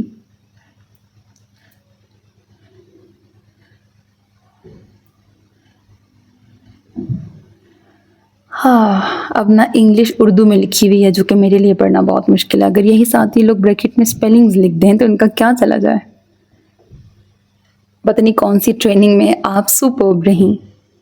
پریشر مینجمنٹ میں آپ کا کردار ایکسیپشنل رہا اور ہاؤس ہولڈ مینجمنٹ سیمولیشن میں بھی آپ نے ٹاپ کیا ہے۔ اپنے اعصاب کو مضبوطی سے جوڑتے آئلہ نے سانس بھری۔ اس کا دل شدت سے دھڑک رہا تھا۔ کمرے میں ان دونوں کے سوا اور کوئی نہیں تھا، مگر وہ جانتی تھی وہاں سب تھے۔ ریشم، مسز ظہیر اور زرکا کرسٹ کی آنر۔ ایک ذرا سی غلطی، ایک ذرا سی کوتاہی ان کا پورا پلان چوپٹ کر سکتی تھی تو اس کی زندگی کو بھی خطرے میں ڈال سکتی تھی۔ فارمل ڈائننگ، گیسٹ ہینڈلنگ اور کرائسس مینجمنٹ میں بھی آپ کی کارکردگی کمال رہی ہے۔ ارباز سنجیدگی سے کہہ رہا تھا۔ اس کی زرق نگاہیں آئلہ حدید کے چہرے پر جمی ہوئی تھیں۔ آپ نے 3 منٹ کے اندر 12 لوگوں کی فارمل ڈنر ارینجمنٹ ریکریٹ کی اور وہ بھی بغیر کسی ریٹن انسٹرکشن کے۔ آفس روم کی خاموشی میں آئلہ کو اپنی دھڑکن چاروں طرف سے گونجتی محسوس ہوئی۔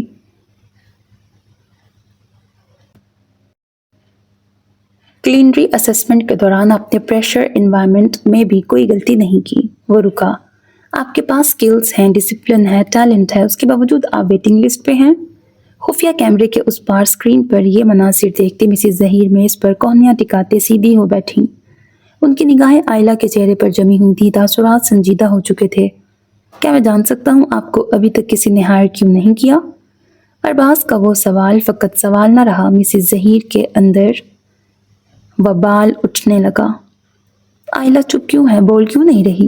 میم، ریشم نے کچھ کہنا چاہا۔ کیا تم نے اس سے نہیں کہا تھا ارباز کے سامنے پورے کانفیڈنس کے ساتھ بیٹھے؟ پیپر ویٹ کو میز پر پٹکتے وہ انتہائی غصے کے عالم میں اپنی جگہ سے اٹھ کھڑی ہوئی۔ میرا پلان ناکام ہوا تو برباد کر دوں گی میں اسے۔ غصے سے ان کی رگیں ابھر آئیں۔ آفس روم میں آئلہ نے ایک پل کے لیے آنکھیں موندیں۔ ایک قتل کرو اور پھر ہمیشہ کے لیے مسیحا بن جاؤ۔ اسٹیتھوسکوپ کی تار اس کی گردن کے گرد لپٹ گئی، اسے سانس لینے میں دقت ہوئی۔ مس آئلہ، وہ ایک بار پھر لیکچر ہال میں پہنچ گئی تھی۔ پروفیسر نبیل کا قلم وائٹ بورڈ پر تیزی سے چل رہا تھا۔ ہال کی تمام کرسیاں خالی تھیں، بتیاں بند تھیں، تاریک چھت کی بلندیوں سے سیاہ رسیوں میں لپٹا ایک وجود نیچے آنے لگا۔ مس آئلہ، میں آپ سے کچھ پوچھ رہا ہوں۔ گلاس ٹیبل پر سنہرے قلم کو آہستہ سے مارا گیا تھا۔ اس نے نگاہ جھکائی، پھر سر اٹھایا۔ سر، یہ میرا چھٹا انٹرویو ہے۔ لہجے کا ٹھہراؤ اور آواز کے وقار نے مسز ظہیر کو ایک دم سے رکنے پر مجبور کر دیا۔ چہرے پر وحشت اور غصے کے ملے جلے تاثرات لیے وہ لیپ ٹاپ پر جھکی۔ جس مینیجر کو وہ انٹرویو کے لیے بیچتے ہیں وہ مجھے ہائر کر لیتے ہیں، لیکن ریجیکشن تب آتی ہے جب میں ٹرائل کے لیے گھر جاتی ہوں۔ 3 بار ایلیٹ کلاس کی خواتین مالکان نے مجھے دیکھتے ہی اس لیے ریجیکٹ کر دیا کہ میں ایک نوجوان لڑکی ہوں اور انہیں اپنے گھر کے لیے مجھ سے بڑی عمر کی تجربے کار خاتون درکار ہے، اور 2 بار میں نے ٹرائل کے دوران خود انکار کر دیا کیونکہ گھر کا ماحول میری شرائط کے مطابق نہیں تھا۔ ارباز خان کی نگاہوں میں دلچسپی کا عنصر آ کے ٹھہر گیا۔ اور آپ کی شرائط کیا تھیں؟ میں شراب اور نشہ آور چیزوں کا انتظام نہیں کر سکتی تھی اور نہ ہی لیٹ نائٹ پارٹیز کا حصہ بن سکتی تھی۔ مسز ظہیر کا منہ کچھ صدمے اور بے چینی سے کھلا۔ ریشم اپنی جگہ منجمد کھڑی تھی۔ آپ جن شرائط پر جاب ڈھونڈ رہی ہیں، ان شرائط پر جاب ملنا ناممکن ہے۔ ارباز خان نے کرسی کے ساتھ پشت ٹکا لی۔ مسز ظہیر کی پیشانی پر پسینے کے قطرے نمودار ہوئے۔ کانٹریکٹ کے بعد آپ اپنے مالکان کی ہر بات ماننے کے پابند ہوتے ہیں۔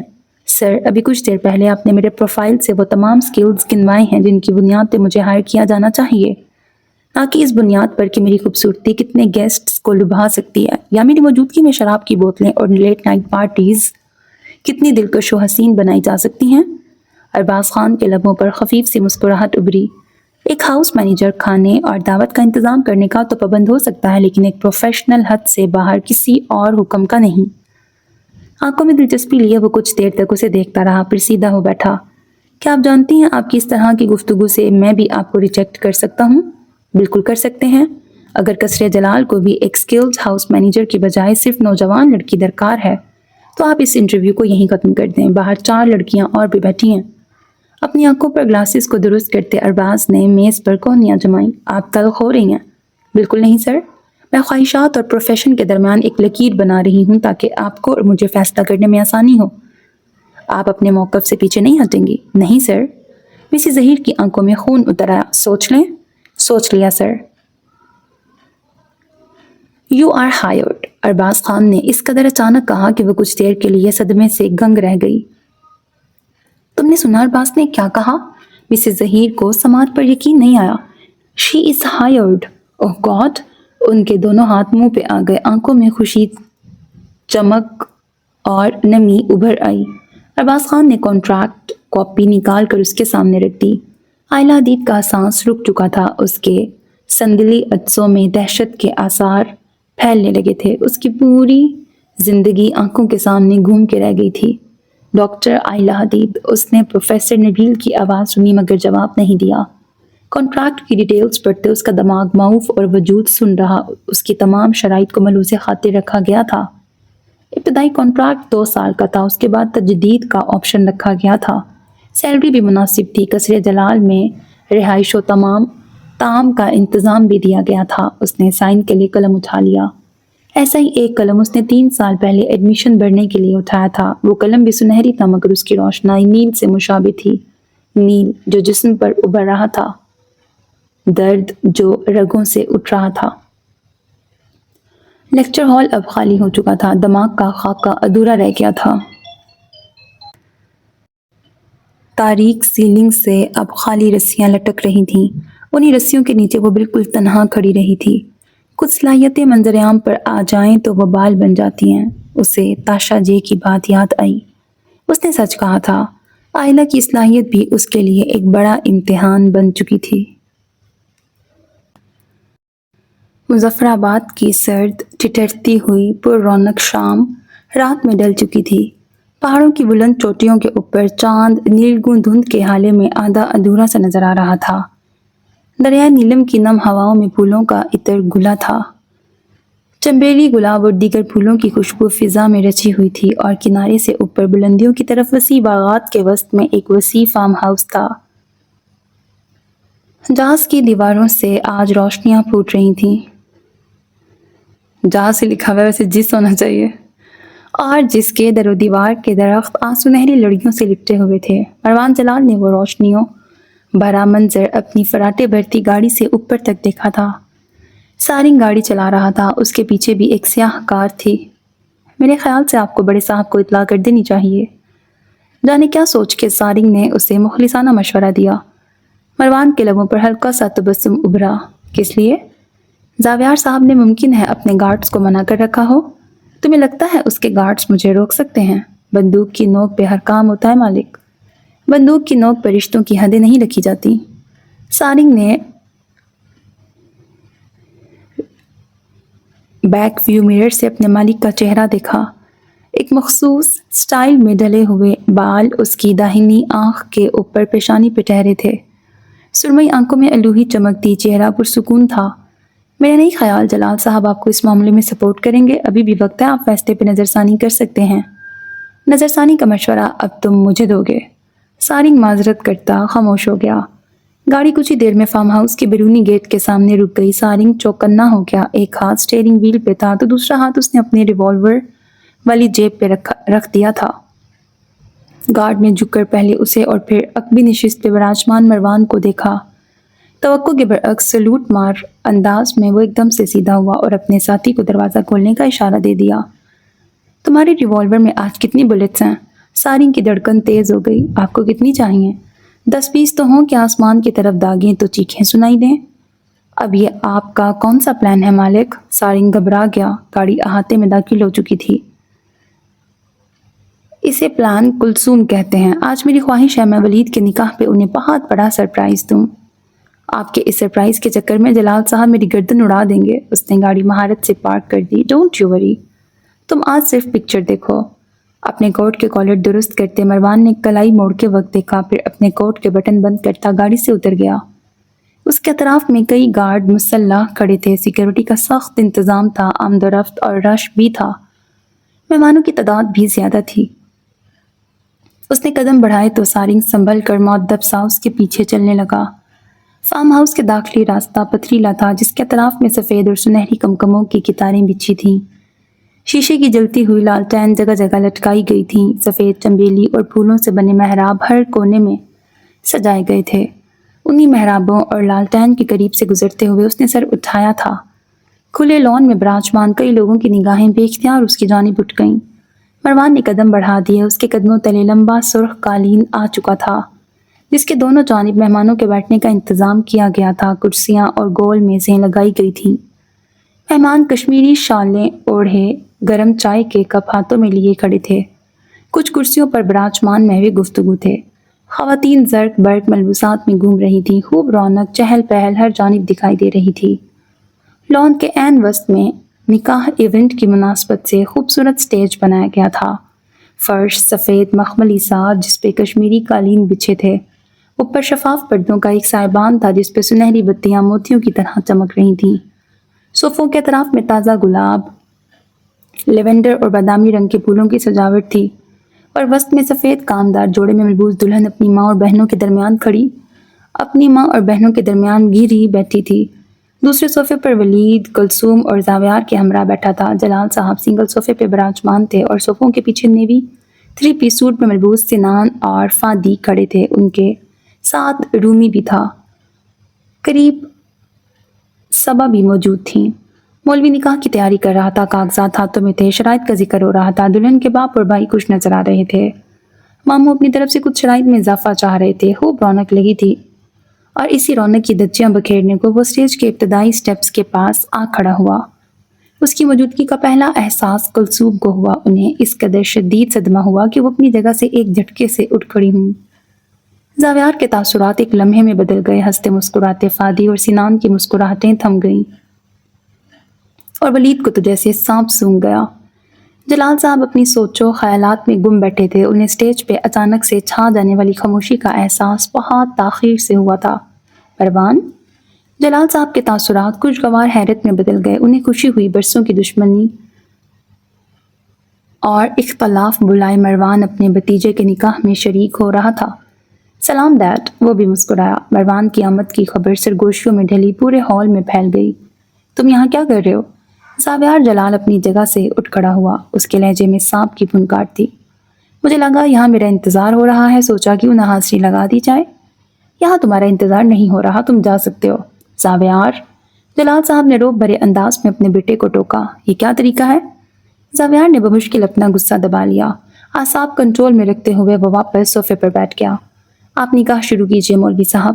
نہیں مولوی صاحب، ابھی رکیے، اتنی جلدی بھی کیا ہے؟ وہ سٹیج پر آ گیا۔ اس نے انتہائی خوش اخلاقی سے دلہن کے باپ اور بھائیوں کو سلام کیا، پھر اس نے ولید کا کندھا تھپ تھپایا۔ میں آج خصوصاً تمہارے لیے آیا ہوں ولید۔ بیٹھنے کی اور کہیں جگہ نہیں تھی، سو وہ بڑے اطمینان سے ولید کے سامنے گلاس ٹیبل پر ٹک گیا۔ ایک کام ہے بہت چھوٹا، مگر برسوں سے ادھورا پڑا ہے، سوچا کیوں نہ آج مکمل کر لیا جائے۔ ولید نے ناسمجھی کے عالم میں مروان کو دیکھا۔ اس نے اپنے کوٹ کی سائیڈ جیب سے فولڈ کیے ہوئے کاغذات نکال کے اس کی طرف بڑھائے۔ کیا ہے یہ؟ جلال صاحب سیدھے ہوئے۔ طلاق کے پیپرز ہیں؟ جلال صاحب صدمے سے گنگ ہوئے۔ زاویار کے پیروں تلے سے زمین سرکی اور کلثوم کا چہرہ سیاہ پڑ گیا۔ تم ہوش میں تو؟ جلال صاحب انتہائی غصے کے عالم میں دھاڑے۔ ان کے وہم و گمان میں بھی نہیں تھا کہ مروان یہاں آ کر ایسی کوئی حرکت کرنے والا ہے۔ اصولاً تو تمہیں یہ سٹیپ خود اٹھانا چاہیے تھا۔ اپنے والد کو مکمل نظر انداز کیا اس نے ولید کی آنکھوں میں دیکھا۔ خیر کوئی بات نہیں۔ پھر وہ دلہن کے والد کی طرف متوجہ ہوا۔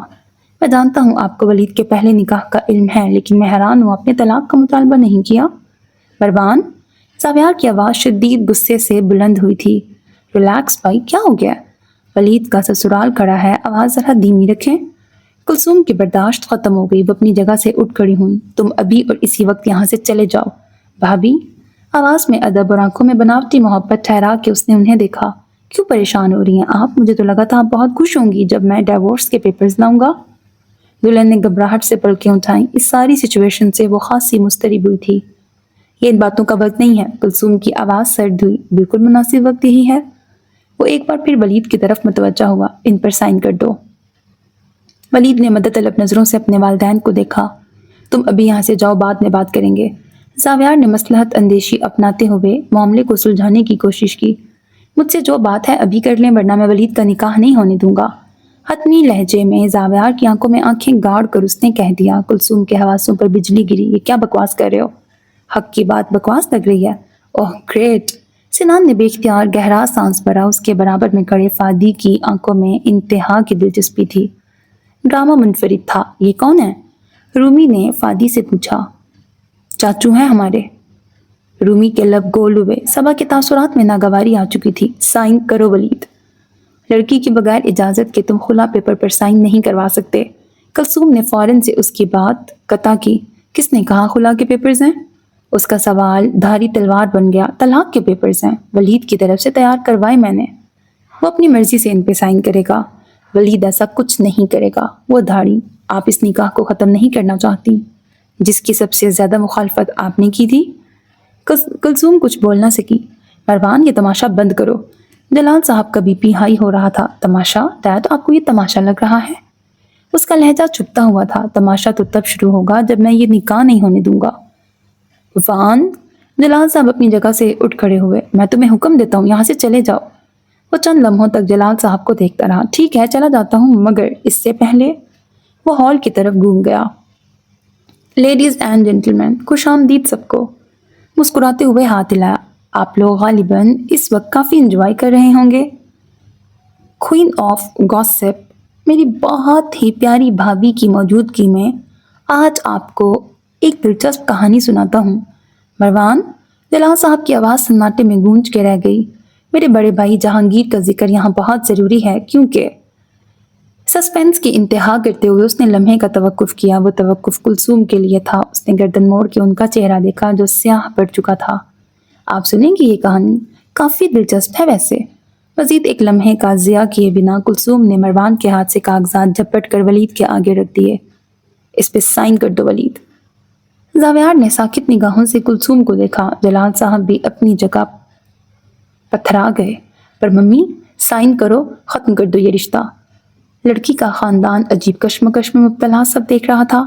آدھی کہانی انہیں معلوم تھی، آدھے سچ سے وہ آگاہ تھے۔ خاندانی اختلاف اور دشمنی اپنی جگہ، مگر جو مروان اپنی نکاح کے عین موقع پہ کر رہا تھا اس پہ سب کو اعتراض ہوا تھا۔ ولید نے چپ چاپ طلاق پیپرز پر سائن کر دیے۔ مروان نے کاغذات اٹھا کے دیکھے، مطمئن ہو کے اپنی جیب میں ڈال لیے۔ پھر وہ میز پر جھکا، گلاب جامن اٹھا لیا، ایک لفافہ دلہن کے ہاتھوں پہ رکھا۔ ماماز بوائے ہے ہمارا ولید۔ ماں نے کہا طلاق دے دو، دے رہا ہے۔ ماں نے کہا نکاح کر لو، کر رہا ہے۔ خیال رکھیے گا اس کا بھی اور اس کی ماما کا بھی۔ اس نے آنکھ کا کونا دبایا، پھر مسکراہٹ دکھائی، گال کے گڑھے نمایاں ہوئے۔ اس کی آنکھوں کا شاطرانہ تاثر دلہن کو شش و پنج میں مبتلا کر گیا۔ مروان اٹھ کر اسٹیج سے اتر گیا۔ یکایک کھلی فضا اور پرتعیش ماحول میں دلہن کا دم گھٹنے لگا۔ کھلی فضا اور پرتعیش ماحول میں دلہن کا دم گھٹنے لگا۔ اس کی جیولری ایک دم سے بھاری ہو گئی، سفید گاؤن ثقیل ہو گیا، اس کے کندھے جانے کس بوجھ تلے جھکنے لگے اور بناوٹی پلکیں وسنی ہو گئیں۔ ایکسکیوز می، فراک کے گھیرے کو دونوں ہاتھوں سے سنبھالتی وہ فوراً سے اٹھ کر پیچھے چلی گئی۔ ماں اور بہنیں تیزی سے اس کے پیچھے بھاگیں۔ مروان کی نگاہیں ہال میں یہاں وہاں بھٹکی تھیں۔ مجمع کے عقب میں کھڑے سارنگ نے محراب کے قریب والی آخری میز کی طرف اشارہ کیا تھا۔ کیا اورا ہے اس بندے کا؟ کس بندے کا؟ یہی مروان جلال۔ مروان کے ذکر پر ہی سیاہ فراک والی لڑکی کا موڈ غارت ہو گیا۔ وہ اس کے خلاف ہر روز پوسٹ کرتی تھی، نت نئے ہیش ٹیگز چلاتی تھی، ویڈیوز لگاتی تھی۔ تمہارا نفسیاتی دل تو ناولز میں بھی ہمیشہ ویلنز پہ ہی آتا ہے۔ مجال ہے جو تمہیں کبھی کوئی ڈھنگ کا انسان پسند آ جائے۔ پسند آنے کے لیے ہیرو یا ویلن کے کرائٹیریا پر فٹ ہونا ضروری تو نہیں ہوتا۔ ہو سکتا ہے مجھے ویلن اس لیے پسند آتا ہو کہ وہ اپنے دشمنوں کو نہیں چھوڑتا، اور ہیرو اس لیے ناپسند کہ وہ چھوڑ دیتا ہے۔ مائنڈ سیٹ کی بات ہے گرل، گرو اپ۔ اور مروان جلال کو اگر تم خوبصورتی کی وجہ سے پلس پوائنٹ دے رہی ہو تو تمہیں سچ میں نفسیاتی معالج کی ضرورت ہے۔ سیاہ فراک والی لڑکی کا پارا ہی چڑھ گیا تھا۔ میں اس بات کے پلس پوائنٹ دے رہی ہوں کہ اس نے نکاح ختم کروا دیا ہے۔ کلثوم آنٹی کا چہرہ دیکھا ہے؟ وہ جس نکاح پہ راضی نہیں تھی اسے ختم کرنے کا ایشو بنا رہی ہیں۔ عقل میں یہ بات کہیں بیٹھتی ہے؟ تم جانتی ہو ہماری فیملیز میں طلاق کو اچھا نہیں سمجھا جاتا۔ یہ کوئی ریزن نہیں ہے مہک، ہم سب جانتے ہیں آنٹی اس نکاح کے سخت خلاف تھیں۔ یہ تو اصول کی بات ہے نا کہ وہ نیا نکاح کر رہا ہے تو پرانا ختم کرے۔ پہلی بار دیکھا ہے پہلا نکاح کسی کے لیے یہاں ایشو ہی نہیں ہے۔ ان لڑکیوں کے قریب سے گزر کر اس نے تیسری رو میں بیٹھے سعید کو جا لیا۔ تم یہاں کیا کر رہے ہو؟ میز پر ہتھیلیاں جمائے وہ اس پر جھکا۔ بلیک 3 پیس سوٹ میں ملبوس وہ 15-16 سال کا لڑکا لب بھینچ کے رہ گیا۔ اسٹیج سے سنان اور فادی نے وہ منظر دیکھا تو وہ فوراً سے سٹیپس اتر کے اس کی طرف بھاگے۔ انجوائے کرنے آئے ہو؟ بڑے بابا نے کیا کہا جاؤ اور زاویار بھائی کے گھر رک جاؤ؟ وہ میرے ساتھ آیا تھا۔ قریب پہنچ کر سنان تیزی سے بولا۔ تم بیچ میں مت بولو، آنکھوں میں کہہ لی اس نے سنان کو ٹوکا۔ جو کام تمہیں کرنا چاہیے تھا وہ میں کر رہا ہوں۔ اس نے سعید کی آنکھوں میں آنکھیں گاڑی۔ کیوں کر رہے ہیں؟ کیا ملے گا اس سے؟ جو مر چکے ہیں وہ زندہ ہو جائیں گے۔ بکواس مت کرو سعید۔ اس کی دھاڑ پر وہ چپ ہو گیا۔ سنان بے اختیار ایک قدم پیچھے ہوا، فادی بھی پریشان ہوا۔ دونوں ضد کر کے اسے اپنے ساتھ لائے تھے۔ مروان نے سعید کو کان سے پکڑا اور کھینچتے ہوئے اپنے ساتھ باہر لے جانے لگا۔ آؤچ! فادی کو جانے کیوں اپنے کان میں درد ہوا۔ آئندہ اگر تم زاویار بھائی کے گھر گئے تو اچھا نہیں ہوگا۔ فارم ہاؤس کے پارکنگ سائٹ پر لے جا کر اس نے سعید کو چھوڑ دیا۔ اور برا کیا ہوگا؟ آنکھوں میں سرخی لیے وہ غصے سے چیخا۔ میں تمہیں آرچری ٹورنامنٹ میں شامل نہیں ہونے دوں گا۔ مروان جانتا تھا اس کی دکھتی رگ پہ کب ہاتھ رکھنا ہے۔ سعید اپنی جگہ شل ہوا۔ دھمکی دے رہے ہیں؟ نہیں دھمکی نہیں ہے یہ، آئی ول میک شور کہ تم انٹرنیشنل لیول پر کیا اپنے ملک میں بھی نہ کھیل سکو۔ سعید کا چہرہ سرخ پڑ گیا۔ بابا کے ہوتے ہوئے نہ آپ میرے سرپرست بن سکتے ہیں، نہ مجھے کنٹرول کر سکتے ہیں۔ نہ مجھے تمہارا سرپرست بننے کا شوق ہے، نہ ہی کنٹرول کرنے کا۔ آخری بار کہہ رہا ہوں، زاویار بھائی اور ان کی فیملی سے دور رہو اور آپ کے قریب رہوں۔ حادثے کے ذمہ دار کیا آپ نہیں ہو سکتے؟ مروان نے مٹھیاں بھینچ کے اپنے غصے پہ قابو پا لیا۔ آپ کے لیے زندگی لینا تو آسان ہے نا؟ تمہارے دماغ میں یہ خناس کس نے بھرا ہے؟ اس نے زبڑے بھینچ کے پوچھا۔ یہ خناس نہیں، فیکٹ ہے۔ سعید کو بھی علم تھا کہ اس بات سے مروان کو ٹریگر کرنا ہے۔ نظر آ رہا ہے سنان اور فادی کی صحبت بول رہی ہے۔ یہ میری سوچ، میرا موقف ہے۔ سعید گرایا۔ اچھا، یعنی اب تم بڑے ہو گئے ہو، خود سے سوچنے لگے ہو؟ سعید چپ رہا۔ باقی آئندہ ماہ۔ میرے عزیز لسنرز، یہاں پہ ایپیسوڈ 5 کا اینڈ ہوتا ہے۔ اگر میں اوور آل بات کروں تو نہ تو ناول ایسا بورنگ ہے کہ ہم اس کو چھوڑ دیں، اور نہ ابھی تک مجھے اتنا انٹرسٹنگ لگ رہا ہے کہ مجھے بہت شدت سے انتظار ہو نیکسٹ ایپیسوڈ کا۔ دوسری ریزن یہ بھی ہو سکتی ہے کہ جب بہت زیادہ میں ریڈ کر لوں اور تب تک بھی سسپینس ریویل نہیں ہو رہا ہے، کیریکٹرز بہت زیادہ ہیں۔ مجھے لگتا ہے کہ آپ میری اس بات سے اگری کرو گے کہ کیریکٹرز نا ڈھیر سارے ہو گئے ہیں اور ابھی تک بھی کسی کا کچھ فائنل پرپز، ڈیسٹینی کچھ بھی ریویل نہیں ہوا۔ 5 ایپیسوڈز ہو گئے اور سسپینس ہیں کہ ریویل ہی نہیں ہو رہے، تو اس سے مجھے لگتا ہے شاید یہ زیادہ لانگ ہوگا، اور اب پتہ نہیں، وی نیور نو، رائٹر کو پتہ ہوگا کتنا ہے کتنا نہیں ہے۔ آل دو رائٹر کافی اچھا لکھتی ہیں، اور میں بہت جلد اپنے مین چینل پہ رائٹر کا میرے خیال سے اسرا یسرا انہوں نے ہی لکھا نا، اس کی مجھے بہت زیادہ وہ آ رہی ہے ریکویسٹ، تو میں بہت جلد وہ بھی شروع کروں گی۔ اسرا یسرا اور ایک عزازیل اور ایک ہے بخت، یہ 3 ناولز ہیں جن کی بہت ریکویسٹ آ رہی ہے، تو میرے اپ کمنگ لانگ ناولز میرے مین چینل پر انہی 3 میں سے کوئی نہ کوئی ہوگا، اور جو بہت جلد شروع ہوگا۔ باقی آپ اپنے چینل کو سبسکرائب کرنا، ویڈیو کو لائک کرنا اور چیز نہیں بھولنا، because that's how you can encourage me, and that's the only kind of support and encouragement which I want from all of you. اللہ حافظ۔